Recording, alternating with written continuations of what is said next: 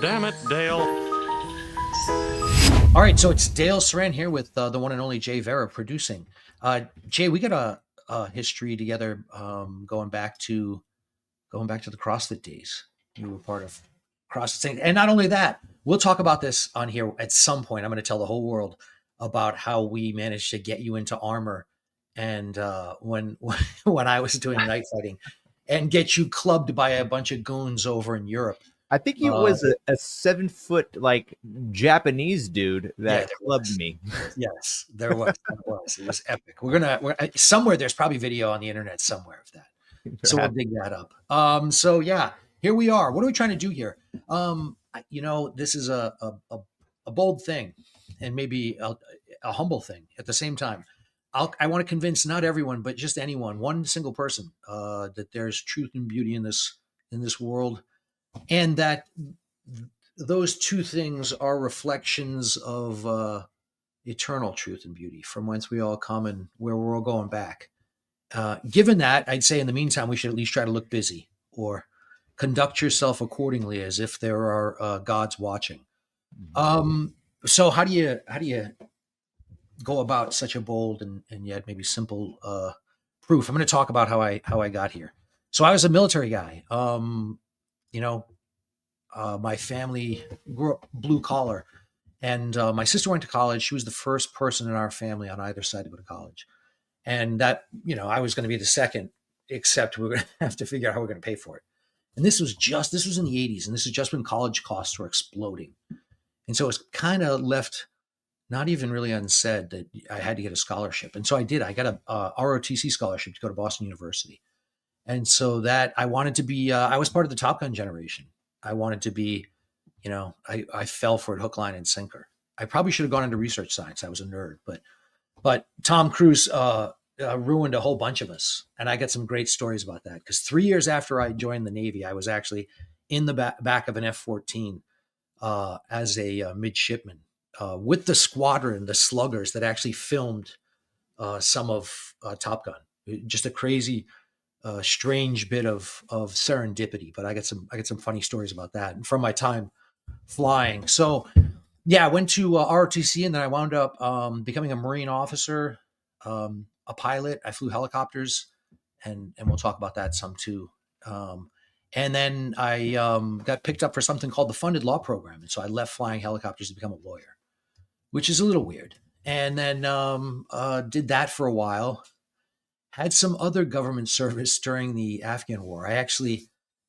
I'll talk about a little bit how it all ties into what I'm doing now. But I was a defense attorney in the Marine Corps. I was a criminal defense attorney. Did that for a whole bunch. Defended a bunch of crazy cases, um, murder trials in Iraq, um, and most relevant to what I'm doing now is defended some of the first people who refused the anthrax vaccine, and kind of became famous for that, or at least niche famous back then.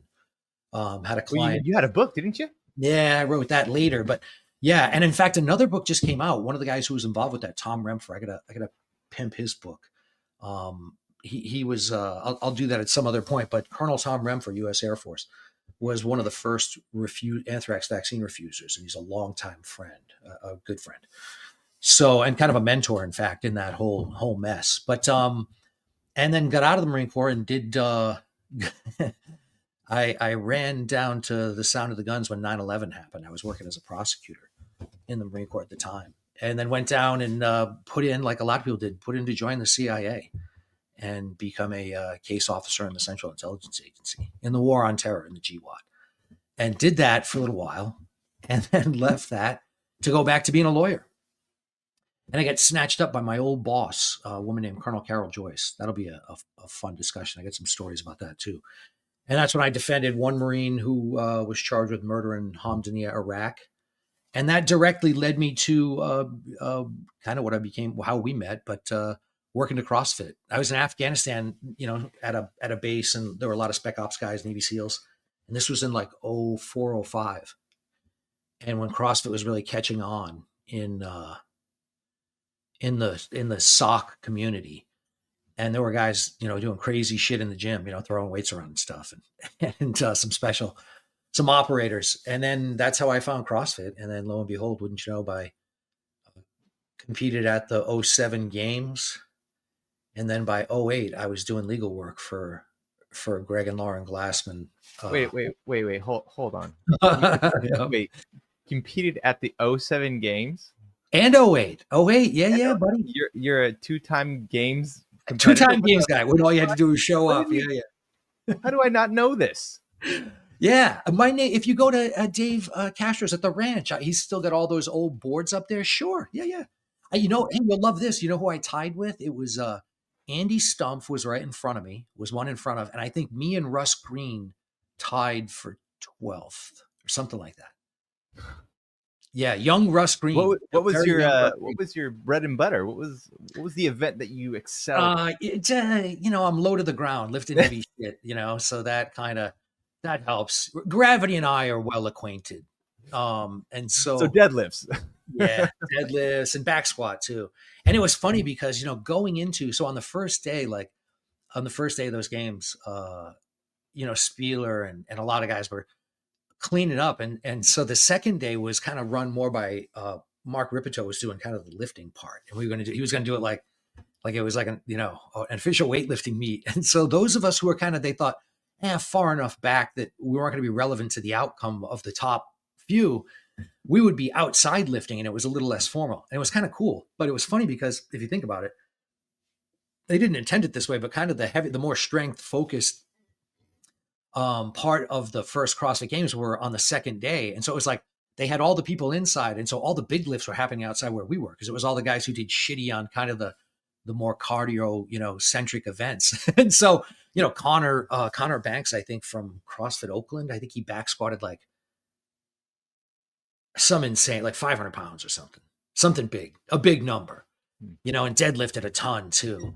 But that was all happening outside, but he was far enough back that, that all kind of happened outside of the purview of all the people who were inside. But it was still great. And Josh Everett, I'll give you some trivia about the CrossFit Games. Josh Everett could have won that, but he went on his final lift. He could have gone very, very, just a moderate step up, and he would have won first. And he went for some giant, like 600 and something pound deadlift and failed at that. And I was like, why did he do that? All he needed was like 35 pounds to win. That's my recollection. Somebody have to check Dave with the scores on that, but I'm pretty sure Josh Everett could have won that, but he was encouraged to like really go for it. And then he missed. And so it reverted back to his last lift, but yeah. So yeah, I was there, buddy. OG as a mofo. How do you like that? I can't believe you didn't know. What prompted you to come out to Santa Cruz? So that's all related. So I was defending a Marine on murder charges. I was in a murder trial at Camp Pendleton in the 2 weeks right before the CrossFit Games. And I had time. The timing had worked out. I was an instructor at Naval Justice School on the East Coast. That's how they brought me back. So I was teaching there, but my focus was I was defending this Marine alongside two other attorneys charged with murder. And we wound up going to trial. A kid named Trent Thomas, corporal. And he was one of the Hamdaniya 8. And so we're doing that murder trial, and Greg had come to find out he had seen something, it had been in the press. It was kind of being covered. And so Greg had found out that's what I was actually doing. And so afterwards, when I was at the games, he actually asked me to stay. I went to my first cert. I went to my first L1, like right after the games. Greg, I stuck around. I took leave. And so I drove from Camp Pendleton out to, down to Dave's, parents' ranch. And then did this. I was still in the reserves, I think in '08. And I competed again. By then I had an affiliate, and I went out and competed in '08 again. And all I care is that I beat John Wellborn. There, take that. Wellborn can take that. Suck it, Wellborn. If he ever sees this, he'll kill me. He's giant. Played lineman for the Kansas City Chiefs, and good on him. He was a great sport. He came out and put himself out there, and competed at the '08 games, and acquitted himself well, given how massive he is, and trying to do pull-ups. I was worried he's going to rip the rig right out of the ground. Huge guy. Like he was like 6'5", 315, offensive tackle in the NFL. So, yeah, those were the days. And then let me see. So what next? What happened after that? So you started this with, and I wound up retiring out of the Marine Corps as a major. Eventually, I got out. And the prompts for this were what happened to the U.S. military? You know, how did we get where we are now? And I'll tell you, it's really interesting. I got a simple answer to that, and it's careerism. And you might say, like, careerism. Like, what do I mean by that? You know? But I'll tell you, I heard this. I was hearing this. I had a good friend when I went to college in the '80s. A guy told me this, and somebody I really respect. He would go on to retire as a lieutenant colonel, but he had been a prior enlisted Marine in the artillery. And, you know, he said that careerism, he could see it already. And I was like, well, what do you mean? He's like, well, he goes, look at it this way. He said, you know, for the guys who want to do this, like go out into the field, fire artillery, you know, warriors, the guys who go to the field, get dirty and, you know, and like that. He's like, you're never around, you know, like you get back, you're in the field for 5 days, you come back and you find out like something in your record book is screwed up. Like, so, you know, it's like a hassle. You know, you're just back, like trying to get your shit clean before you go out into the field next week. And so he says, you know, the consequence of it is that the people who are out in the field, the warriors, the guys who are kind of doing it all out there doing the dirty work, you know, the necessary work, the actual, you know, fighting and a stabbing, slashing and a killing, their paperwork, he goes, then you go to these selection boards, you know, and what do the boards look at? Well, they've got your package. He's like, and whose paperwork looks pristine? He's like, all the admin guys in the back, like who don't go to the field. He's like, their shit's all squared away. He goes, you know, you have to fight tooth and nails to get like something that was in there, you know, oh, the date on this is wrong. Your fitness report is missing. He goes, you know, your shit's always screwed up.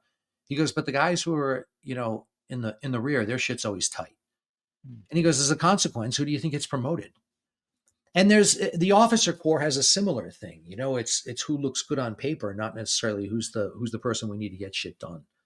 And that's a theme that's, and I'm not sure there's any way around that in the modern military. It's just a part of the business, but it's a big part of the fight that's going on right now between, you know, the outgoing regime of Lloyd Austin, you know, of bureaucrats running the military as a social experiment, and then Hegseth coming in, Mr. Jerusalem Cross tattoo. You know, it's a big part of the you know, the resurgence of warrior culture. You know, Hegseth's not saying anything that, I mean, these things are so, I'm old enough now to see cycles in our culture. So like in the 80s when Al Gray came in, you know, when I was coming back, I joined Ronald Reagan's military. So, you know, when I enlisted, it was 1987. They signed my induction documents. That was Ronald Reagan's military. It's a completely different world.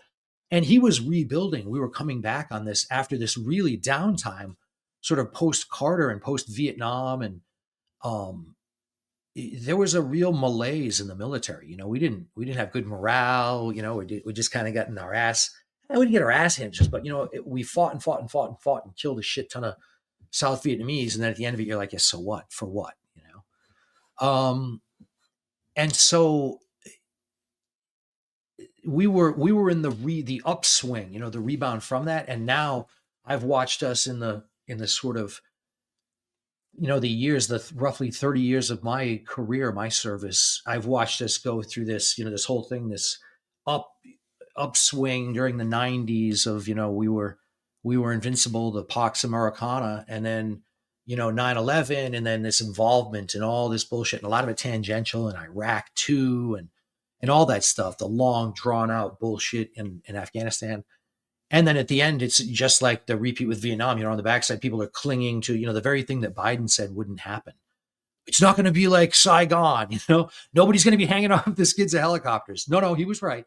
They were hanging off the wheels of jets. You know, it wasn't actually skids of helicopters. True. The bureaucracy grows while the folks are fighting, and it's directly relevant to the poem we're going to talk about at the end. I'm going to talk about a poem that captures this very thing, and the warrior culture, you know, and how do you revive it in the military? You know, the problem with warrior culture is it's a do more, talk less kind of thing.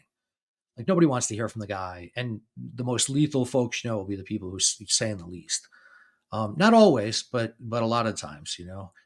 And but I always think of the best example of this was R. Lee Ermey in when he's Gunnery Sergeant Hartman in Full Metal Jacket, and he's lecturing right before they're going to the range. He's like, "It's a hard heart that kills." You know, I think that's another thing we've gotten into, that the agency went through this too, and I think we were part of that a reaction to this as well, which is over reliance on technology as a sort of panacea for all. Like, well, we can do everything, and then you find out like the bad guys will just stop using all digital technology and start communicating with carrier pigeons. You know what I mean? Like and suddenly what is that? What do you do now? I mean, what did all that technology, what did all those drone strikes give us in Afghanistan? I had a great interaction with a guy out there, a tribesman up in the mountains one time, and it's part of the hunt for Bin Laden. And I spoke a little bit of Pashto, and the tribesman was talking to my interpreter, and I just could tell what he said. My interpreter said something to him, he's like, Durka Durka Muhammad Jihad, kind of said something, and then he says back, and I just looked at my interpreter. I said, "Did he just call me a fucking tourist?" And I don't know why I knew that's what he said, but it maybe not the exact words, but man, it came through loud and clear in his expressions. Like I was standing right there, but he was talking to the Terp, and you could tell he was like, "Fuck this fucking tourist," And and my interpreter got all indignant on my behalf. He's like, "Oh, sir, no, he is a bad man." I'm like, "No, he's right." And it was then when it hit me, this guy's attitude was like, "Yeah, whatever. You're not staying here. You know what I mean? You're just visiting." And just like these people have a sort of collective memory of Alexander the Great. That's this. It's really interesting. The Pashtuns are a dark people. They're all dark skinned and dark haired and all that, but you'll find big chunks of the population have blue eyes. So you get these Afghans, these Pashtuns with marble blue eyes. And that's the remnant that's the DNA mark left by Alexander the Great's army. And the Hellenic armies that came through there were, in many cases, fair-haired Greeks and all that with the blue eyes. And that army left its mark in that area. And those people still remember that. They know that the blue-eyed, they say Sandar, they point to the blue eyes, Sandar. They know that they've got blue eyes because Alexander the Great's army came there and bred with the local women folk. And that's why you've got blue-eyed Persians in the mountains. It's crazy. It's interesting. So they've got a memory for that. And they're like, "What are you?" You're like, "You're not staying here." And so there's a cold reality, a hardness to war that I think people kind of have forgotten. It doesn't help with all this this DEI woke nonsense. Yeah, it seems almost like a nice little distraction for them to get away from the battlefield and into the even more administrative, bureaucratic, rules and regulations. I'll give you the perfect example of this, a la what happened in Afghanistan. So the Afghan withdrawal happened, and I watched that as an outsider, but I'd served there. I spent 15 out of 20 months at one point in that country, and I spoke that language, and had a lot of friends there. I had friends die there too. And for the first time, I had an appreciation of I never understood why my father's generation, the guys who went to Vietnam, they were all bummed out and they seemed all pissed off, in the mid to late 70s when I was growing up. And I was always like, I didn't get why they were so bitter, And then I watched that happen on TV and I was like, oh, now I get it. Now I see exactly why their ass is chapped. It does make it seem a little pointless, your friends went there and died for what, But the interesting thing, a perfect example I can give of this is there was a guy who was Secretary of the Navy, and this is going to sound terrible, but it's talking about this warrior culture and when the transition happened. But I'll tell you this: it was 2004, and this is going to sound terrible, but Admiral Mike Boorda, Boorda. Admiral Mike Boorda was the chief of naval operations. He was the highest ranking naval officer, head of the Navy. And highly regarded. He was the first sailor to admiral. So he had started out as an enlisted guy in Vietnam, and he went all the way and became admiral, head of the Navy. And along the way, he had different, campaign medals and all this stuff. Well, I believe this was 2004. So right during the GWOT. So 20 years ago, not that long ago. And it was Newsweek was going to run a story that said that Boorda was wearing two devices. He was wearing Combat V for Valor on his Navy Achievement or Navy Commendation Medal. I forget which. And I've got a Navy Achievement Medal or a Navy Combination Medal. They're, no big deal. But to get them with a Combat V is V for Valor. That device on that same medal means that you had a conspicuous act of individual gallantry, bravery in combat, in the middle of battle. So that's what a Combat V device is for. Same thing with the Bronze Star. Like a Bronze Star is like you were there was fire exchange, you were in a firefight. Combat V device means, you did something above and beyond. A personal instance of gallantry. It makes a difference. And shitheads like me, Marines particularly, are pretty keen to that stuff. Like, look at your fruit salad and immediately know. I can tell you, I know what they look like. I can tell you what a Combat V looks like on a Navy comm or whatever. Pick it out instantly. So Newsweek was going to run a story that Border was wearing 2 devices with Combat Vs on them that he knew he didn't rate. And they could trace the paperwork back, and it was going to blow open. Right before it did, or right as it was happening, Admiral Mike Border got into his car, his private vehicle, whatever, as CNO left his house. I think he left a note for his wife, drove out to the park, like Anacostia Park, or one of those parks there along the Potomac River, put a 45 in his mouth, and blew his brains out over the controversy, the shame of having worn Valor devices that he didn't rate. And I remember at the time I was on active duty, and or was I still on active duty when he did it? Maybe not. Might have been at the agency. But anyway, when it happened, it was, that was still part of my, I was a major in the Marine Corps, part of my identity. And I remember talking to other people about it, other warriors, we were kind of like, on the one hand, he shouldn't have killed himself. That's terrible. On the other hand, we were like, man, I at least had some respect for the guy that he had enough.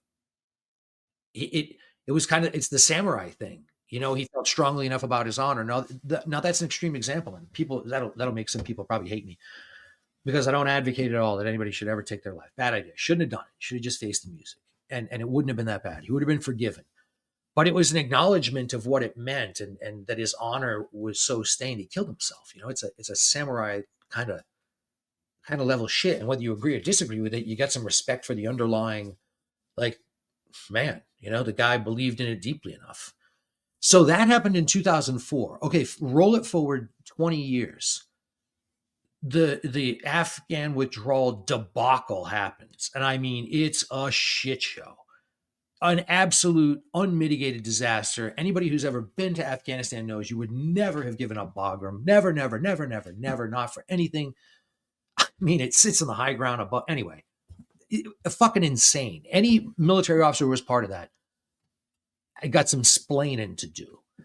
And then on top of it, so first of all, it got, was it 12 or 13 Marines killed? We got a squad of Marines blown to smithereen by a suicide bomber by trying to do that evac out of Kabul airport, which I have flown into and out of many times. Awful in every way. And then on top of it, to make matters worse, what did they do? They do a airstrike or a drone strike on like some dude on a motorcycle, and they're all like, yeah, we got the terrorists who did it. And then it comes that he killed like 5 or 6 or something. Somebody check me out, 7 maybe, I don't know, but it was a guy and his family. Like, they had to admit that. So they do all of that. They say, well, you don't want to say anything that might be used against you or whatever, you know what I mean? Like, you're in ass covering mode, not leadership mode. It's all theater.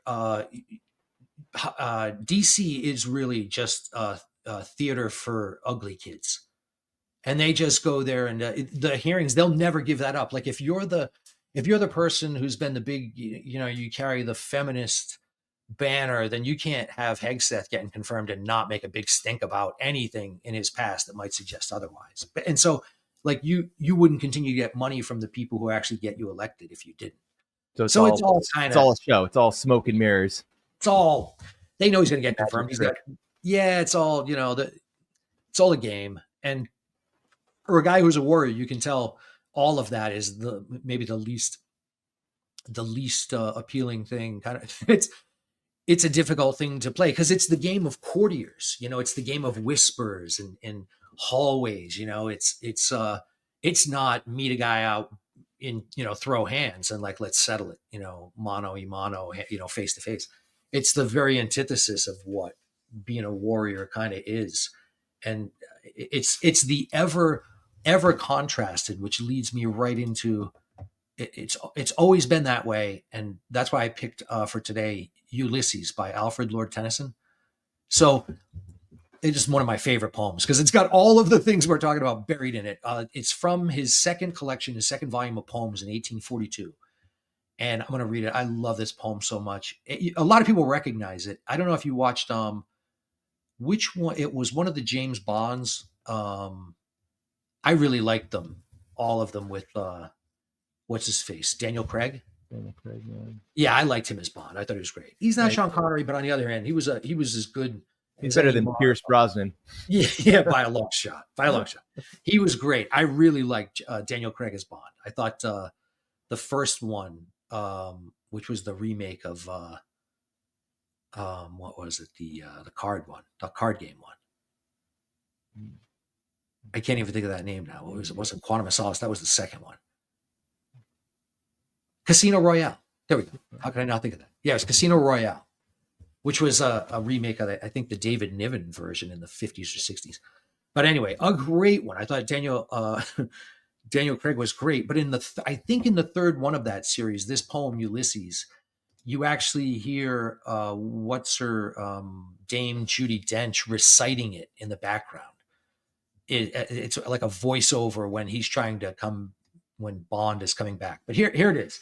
It little profits that an idle king by this still hearth among these barren crags, matched with an aged wife, I meet and dole unequal laws unto a savage race, that hoard and sleep and feed and know not me. I cannot rest from travel. I will drink life to the lees.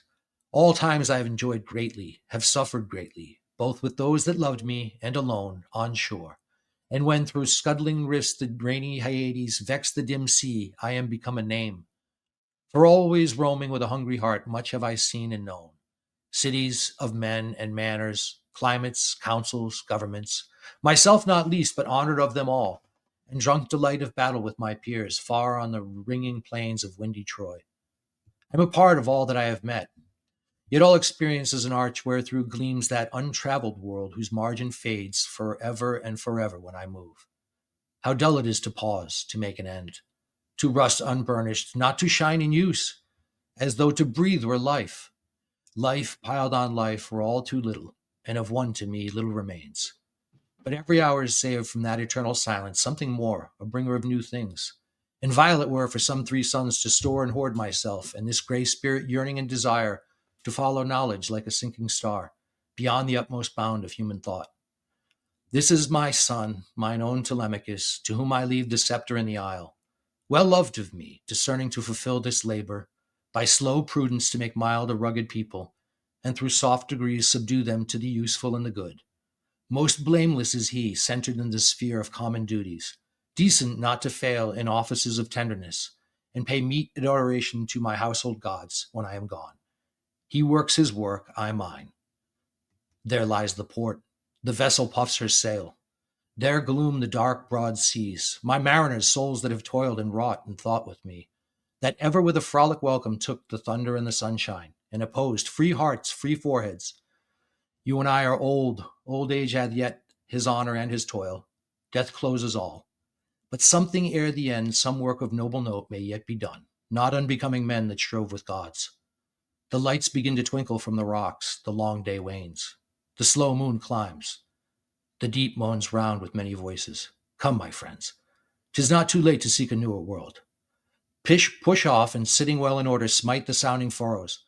For my purpose holds to sail beyond the sunset, and the baths of all the western stars until I die. It may be that the gulfs will wash us down. It may be we shall touch the happy isles and see the great Achilles whom we knew. Though much is taken, much abides. And though we are not now that strength which in old days moved earth and heaven, that which we are, we are. One equal temper of heroic hearts, made weak by time and fate, but strong in will to strive, to seek, to find, and not to yield. There you go. That's my last crack at thespianism. It's maybe one of my favorite poems. The only one that's close is one I'll talk about at some point, but Ozymandias by Shelley. But man, that's as good as it gets in the English language. So Alfred Lord Tennyson wrote that in 1842, and it's the same themes. He uses Odysseus, the Odyssey, Homer's Odyssey. The Romans called him Ulysses, but he uses him as this wonderful metaphor for so many things. You know, he's this great hero, but this is, you're seeing him. He looks at his life after the, what we would consider the end of the at the end of Homer's epic, the Odyssey. You know, he returns to Ithaca. Now he's back. This is sort of looking at him in a different light. Like now he's back a few years, and this is like the not the prequel. This is the, I know this is part. You know, this is the sequel to the Odyssey in some sense. This poem. You know, and he's looking around at his own son, who's this, you know, good kind of, you know, he'll be a good bureaucrat, he'll be a good leader, and he, you know, does all the right things. But embedded in it are like these same thoughts about, you know, that old saying, you know, hard times make good men, good men make easy times make hard men, you know, or whatever. Weak men make hard times, and you know, it's the same cycle. And you know, here's Odysseus come back from the Trojan War and all these great things, striving against gods, and now he's trying to rule these people, and he's like, look at these idiots, you know, look at their concerns, you know, to hoard things. They have no sense of adventure.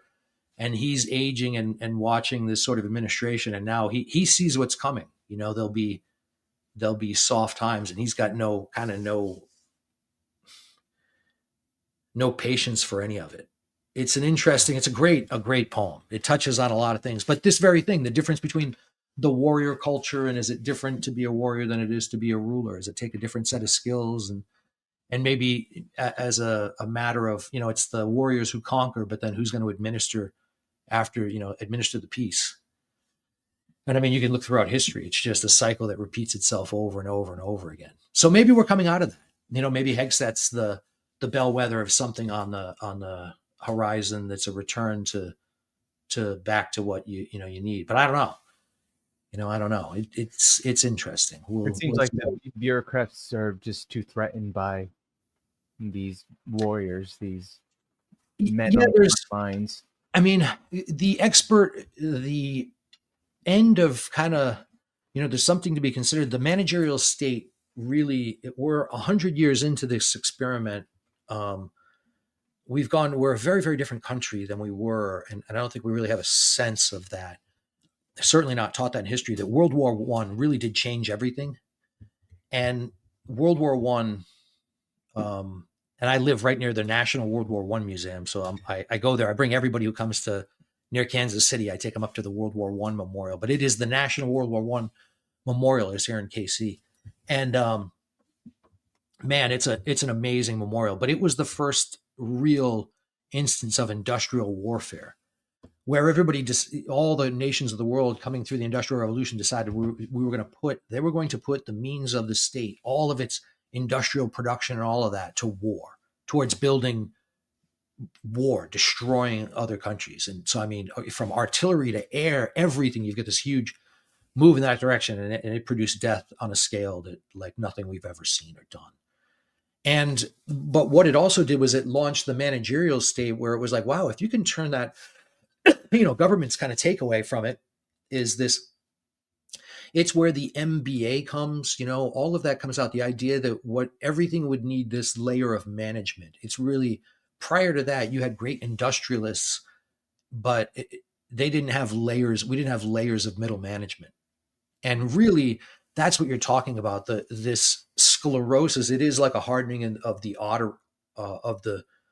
governmental arteries. That's what bureaucracy does. Like, I was reading something at the peak of the British Empire. Somebody can check me on this, but at the pinnacle of British supremacy, when they ruled the seas and the sun didn't set on the British Empire, I believe somebody, you can find this, you can look this up, but the British Home Office only had like, I don't know, had less than like 10,000 employees, you know, like, and I think significantly less, like less than 5,000, like some crazy low number of people. And it was based on a different set of cultural assumptions, you know?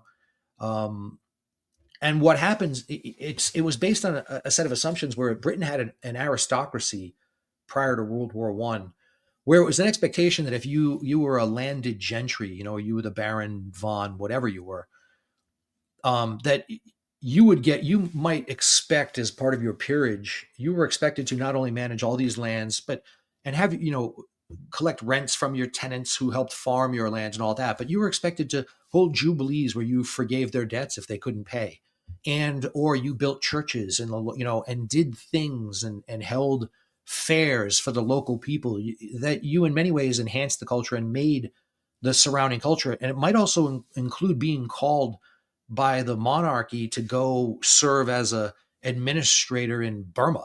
You might have to go.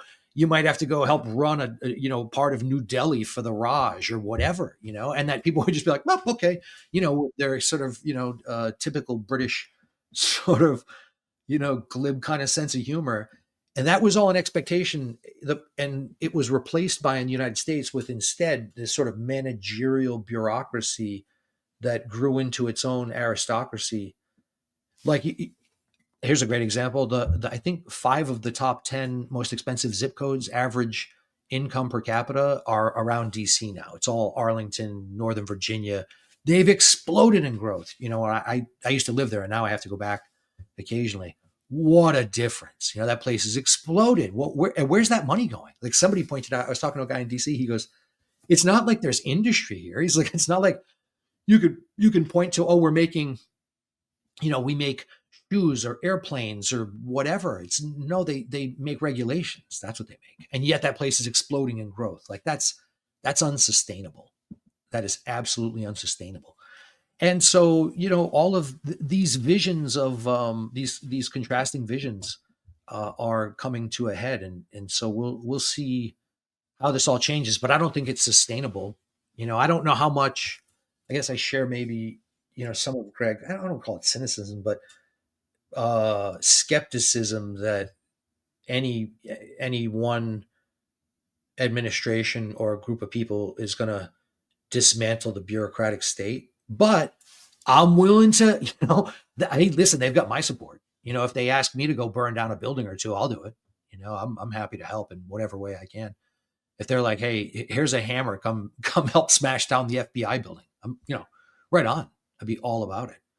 So we'll see. I think it'll be interesting to what extent you've got people in charge of agencies like RFK, in charge of HHS. I've done litigation with some of the folks over at Children's Health Defense, which is RFK Jr.'s organization, or was his organization that he headed up.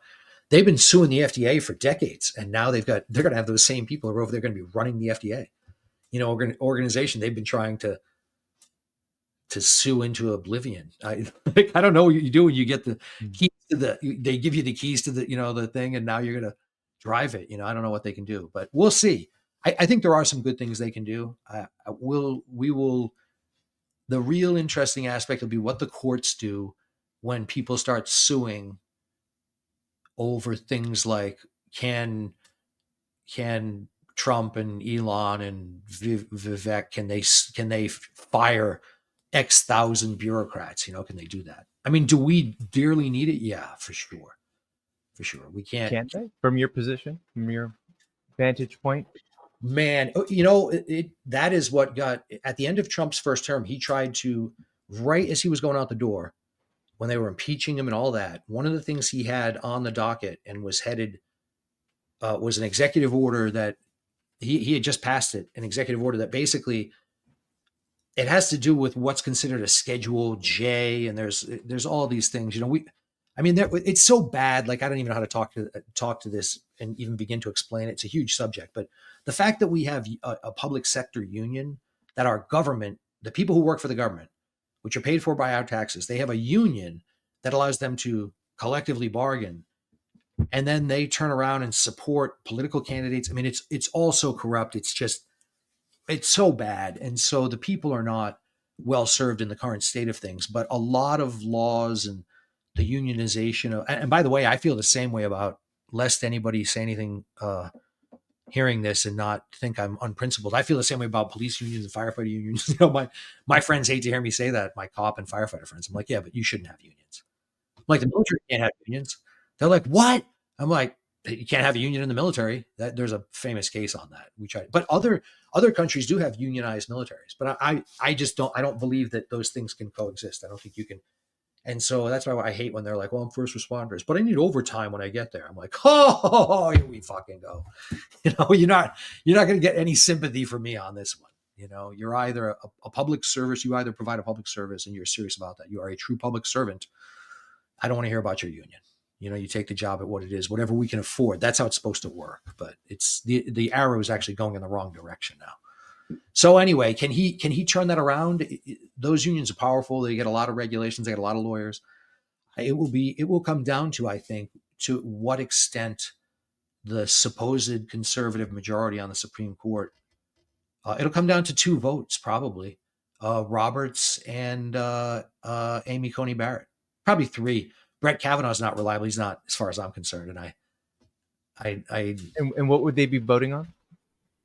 They would be voting on a case, let's suppose, that involves to what extent the executive, the president as chief executive officer and president, can fire employees who have protections under a collective bargaining agreement, that the union has with the federal government. Can the president essentially be like, yeah, tough shit, like if you're not going to sabotage or slow roll my, the things that I want to get done. And so anybody in the way is gone who's not on board, And why are these protections in place? Forgive my ignorance, but it's just unions and more managerial bureaucracy and corruption. Yes, HR, HR. Yeah, I've got the right. You can't fire me. You've got to give me a notice first. I had a friend who did a tour, my good buddy Jeff.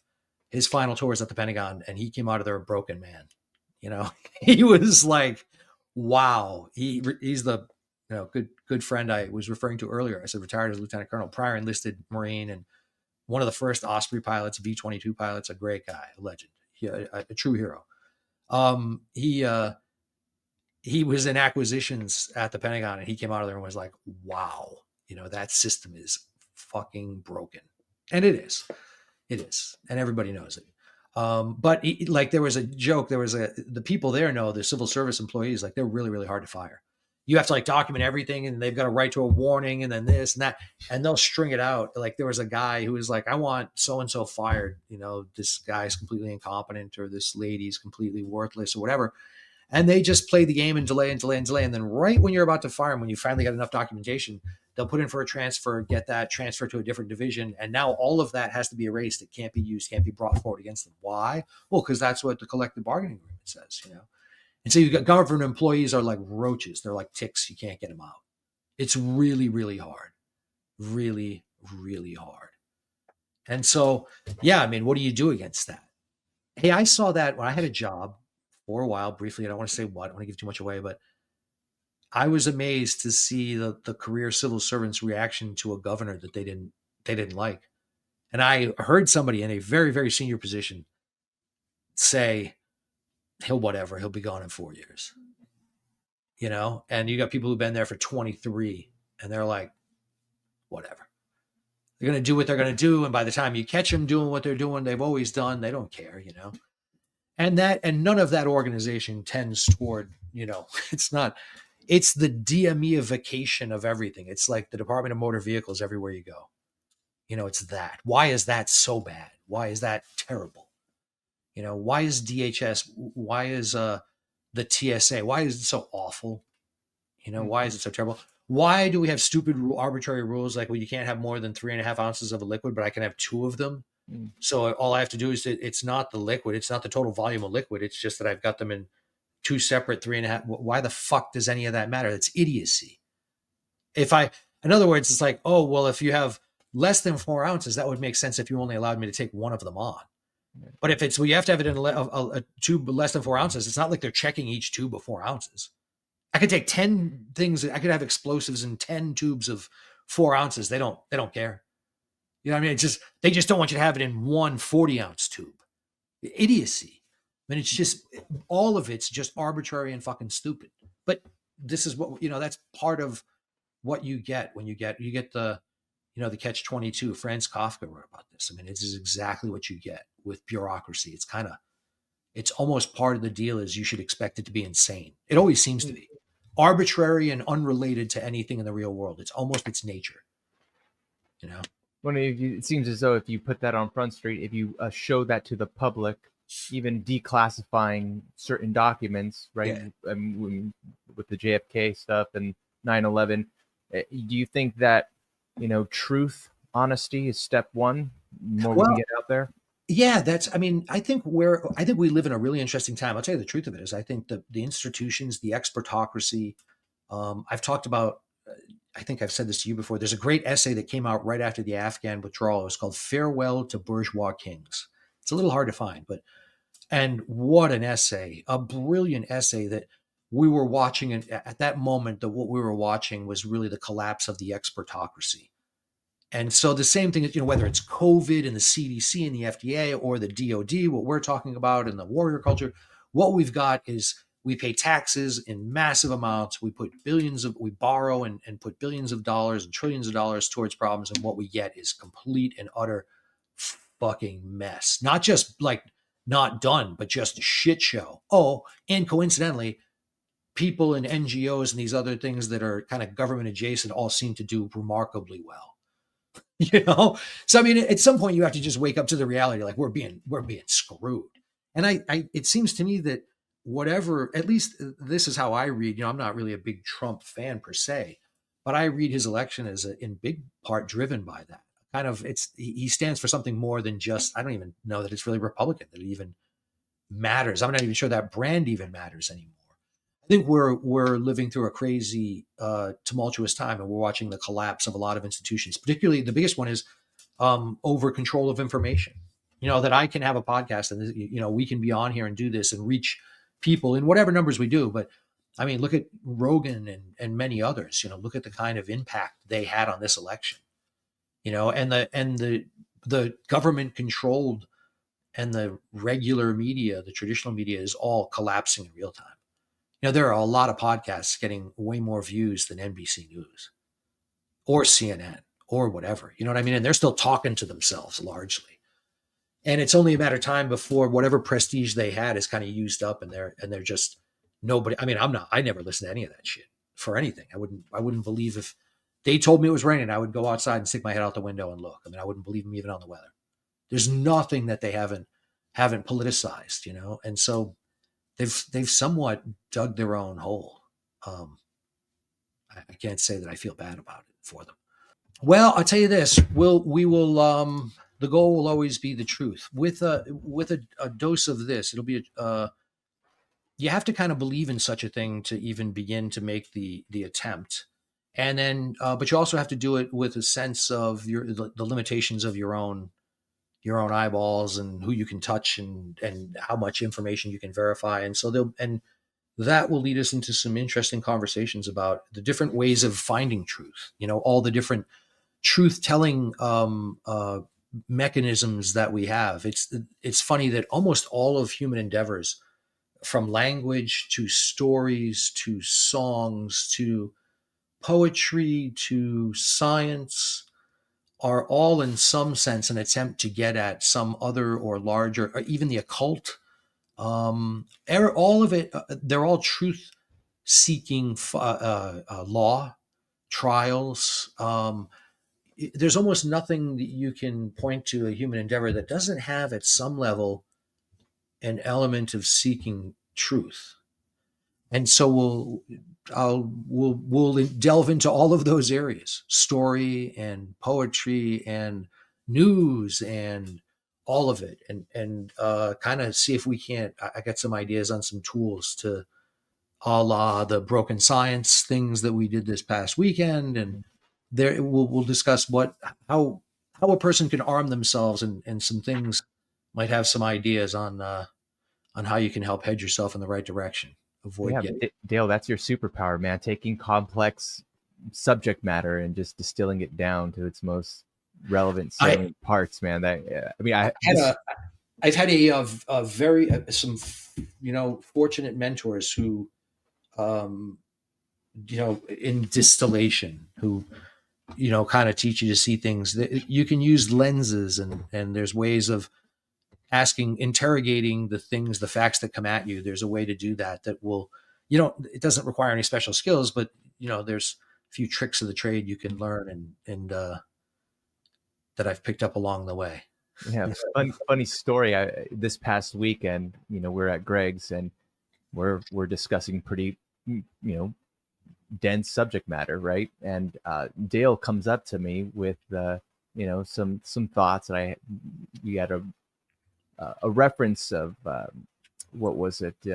Moneyball, right? Those of us that Oh yeah, yeah. Moneyball reference, and he was able to take that and kind of map that onto probability theory, to the degree to which I was able to really kind of inculcate a lot of that information and really concretize it, right? And so I walked away from that weekend feeling fucking, oh shit, I might get the gist of this due to Dale's metaphor. So Yeah, it's Moneyball is an interesting analogy to that, to some of that stuff, and the law is too. and the law is too, Yeah, qualitative, and then difference between qualitative and quantitative reasoning, and how that all can help you get through life. It's the beginning to learn. You can learn a lot if you learn how to interrogate your own thought processes. Mm. Why do I believe what I believe? Ask yourself that. So yeah, that's the start of it.